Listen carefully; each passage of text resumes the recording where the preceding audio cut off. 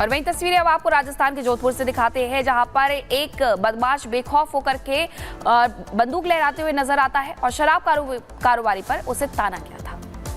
और इस शख्स को ना तो पुलिस का खौफ है और ना ही इसको कानून का खौफ है, और दिन दहाड़े कैसे वो शराब कारोबारी पर उस पिस्टल को तान देता है, इस रिपोर्ट में आपको दिखाते हैं।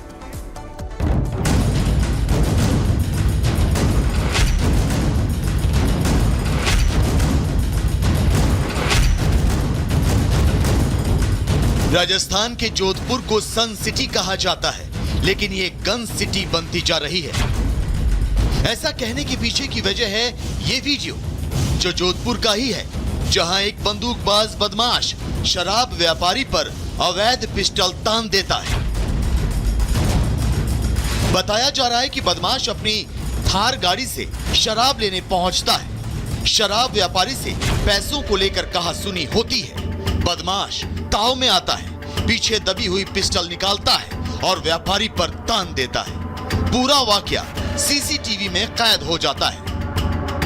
बदमाश एक बार नहीं बल्कि कई बार अपनी अवैध पिस्टल से फायर करने की कोशिश करता है, लेकिन वो करता नहीं। बदमाश की इस हरकत से इलाके में दहशत का माहौल पैदा हो जाता है। काफी देर बाद आरोपी अपने साथियों को लेकर वहां से निकल जाता है। हालांकि आरोपी के डर के मारे शराब व्यापारी ने शिकायत नहीं कराई, लेकिन पुलिस ने सीसीटीवी के आधार पर मामला दर्ज कर लिया है और आरोपी पर एक्शन की बात कह रही है। Bureau report, Republic Bharat. और अब बात करते लेडी डॉक्टर के साथ हुई हैवानियत का जो मामला है, उसको लेकर देश भर में गुस्सा है। डॉक्टरों में खासा गुस्सा है। दरिंदगी के आरोपियों के खिलाफ सीबीआई लगातार एक्शन में नजर आ रही है।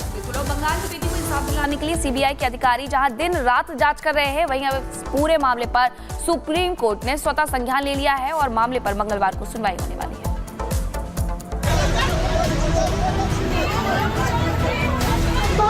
ये वो जगह है जहां पर हिंसा हुई थी। इसी इमरजेंसी के तीसरी मंजिल पर जो वो सेमिनार हॉल है, पूरे जिस जगह तोड़फोड़ की गई उस पूरी जगह की जो मैपिंग है वो की जा रही है। कोलकाता में डॉक्टर बेटी से रेप और मर्डर को लेकर देश भर में गुस्सा है। लोग डॉक्टर बेटी को इंसाफ दिलाने के लिए सड़कों पर हैं, लेकिन अब कोई बचने वाला नहीं है। कोलकाता में दरिंदगी करने वाला एक हो या एक से ज्यादा, कोलकाता की बेटी को इंसाफ जरूर मिलेगा, क्योंकि इस रेप मर्डर केस पर सुप्रीम कोर्ट ने खुद नोटिस लिया है। 20 अगस्त को सुबह 10:30 बजे चीफ जस्टिस DY चंद्रचूड़ की बेंच मामले की सुनवाई करेगी। बेंच में CGI के अलावा जस्टिस JB पादरीवाला और जस्टिस मनोज मिश्रा भी शामिल रहेंगे। इधर आरोपी से सच उगलवाने में सीबीआई भी जुटी हुई है। साइकोलॉजिकल टेस्ट से जहां हर राज खुलने वाला है, वहीं 3D लेजर मैपिंग से कोलकाता के गुनहगार के सच से पर्दा उठने वाला है। जिस लेज़र 3D मैपिंग का हम लोग जिक्र कर रहे थे, उसी की तस्वीर आपको यहाँ पर नज़र आ जाएगी। ये वो जगह है जहाँ पर हिंसा हुई थी, इसी इमरजेंसी के तीसरी मंजिल पर जो वो सेमिनार हॉल है। लेकिन अब आप देखेंगे कि सीबीआई के ऑफिसर जहाँ तोड़फोड़ की गई उस जगह की भी 3D लेज़र मैपिंग जो है वो यहाँ पर करते हुए आपको नज़र आ जाएंगे।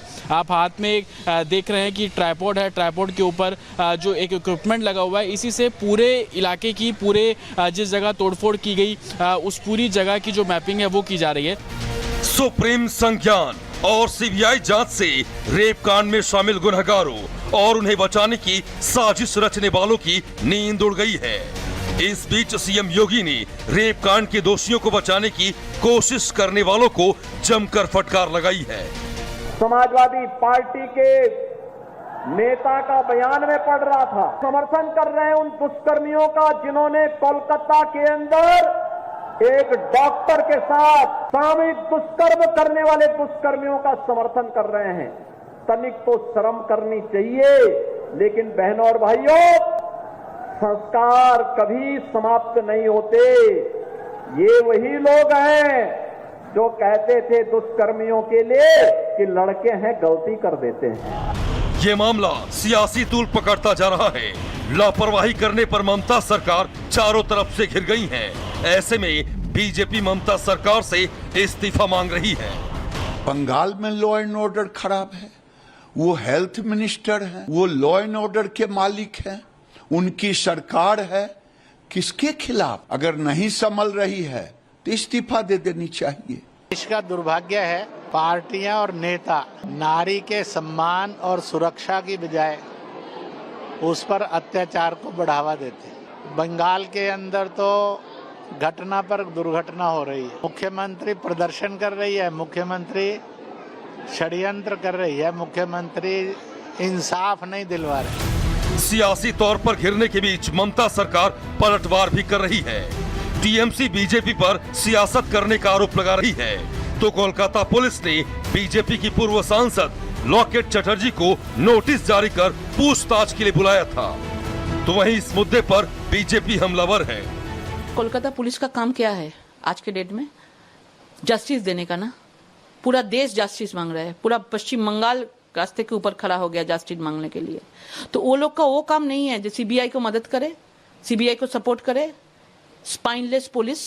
ममता बनर्जी इस्तीफा दें, लेकिन अभी फौरी तौर पर इन दोनों लोगों को, जैसे कि टीएमसी के नेता खुद कह रहे हैं, उनको विनीत गोयल को और संदीप घोष को फौरन अरेस्ट करना चाहिए। और जब तक वो अरेस्ट नहीं होंगे, इस पूरे मामले का ये जो जघन्य अपराध है, इसका पर्दाफाश नहीं हो पाएगा। तृणमूल कांग्रेस की सरकार की प्राथमिकता बलात्कारी बचाव है, अपराधी बचाव है, सबूत मिटाओ, डॉक्टर डराओ, परंतु बेटी को न्याय मत दिलाओ। और इसी श्रृंखला में आज देखे ना, मीडिया में छपा है कि आरजीकर मेडिकल कॉलेज में जिसने हिंसा और तोड़फोड़ की वो टीएमसी के कार्यकर्ता है। उसके बावजूद भी कोलकाता पुलिस, बंगाल पुलिस की प्राथमिकता क्या है? डॉक्टर को नोटिस दो, लॉकेट चैटर्जी को बुलाओ। मतलब अपराधी मत पकड़ो, बाकी सबकी जुबान चुप करा दो। बंगाल रेप कांड ने देश को झकझोर दिया है।